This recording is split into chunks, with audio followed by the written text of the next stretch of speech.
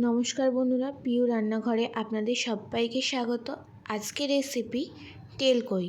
এটি একটি খুব কম উপকরণে এবং কম সময়ের রান্না। আপনারা সবাই বানিয়ে খেয়েছেন, কিন্তু আমি কিভাবে বানাবো সেটা আপনাদের দেখাবো। এটি একটি সাবেকিক রান্না। প্রথমে তেলকই বানানোর জন্যে মাছগুলোকে ভালো করে ধুয়ে নুন হলুদ দিয়ে সাদলে নিয়েছি। তারপর এবার একটা কড়াইতে তেল দিয়ে গরম হয়ে যাওয়ার পর একে একে সব মাছগুলোকে দিয়ে উল্টে পাল্টে ভেজে নেব।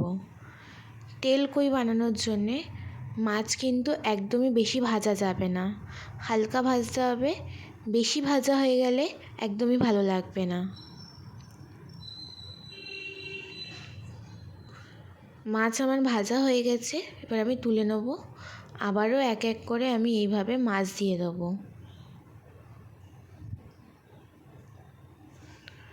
মাছ দেওয়া হয়ে গেলে একটা মিক্সিতে আমি মিডিয়াম সাইজের পেঁয়াজ আর টমেটো আর 3-4টে কাঁচা লঙ্কা নিয়েছি।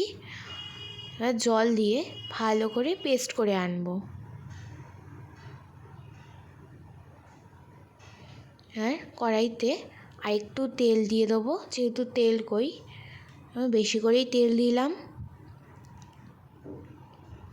দেওয়ার পর কালো জিরে ফোড়ন দিয়ে দেবো। ভালো করে নেড়ে ছেড়ে নিয়ে এবার আমি যেই মশলাটা করে রেখেছিলাম সেই মশলাটা দিয়ে দেবো। ভালো করে মিশিয়ে নিয়ে সব গুঁড়ো মশলাগুলোকে দিয়ে দেবো। 2 টেবিল চামচ নুন, অল্প হলুদ আর লাল হওয়ার জন্যে কাশ্মীরি লঙ্কার গুঁড়ো। ভালো করে মিশিয়ে নেওয়ার পর যতক্ষণ না কষা হচ্ছে ততক্ষণ আমি এইভাবে নেড়ে চেড়ে নেব।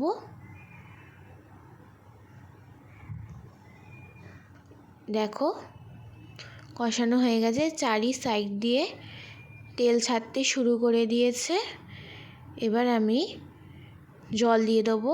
আমার যতটা দেওয়ার দরকার জল আমি ততটাই দেবো, বেশি ঝোল রাখবো না, তাই অল্পই জল দিলাম। এবার আমি ভালো করে মিশিয়ে ঢাকনা দিয়ে দেবো। দেখো ঝোলটা ফুটতে শুরু করে দিয়েছে। ফুটে যাওয়ার পর এক এক করে আমি সব কই মাছগুলোকে দিয়ে দেবো।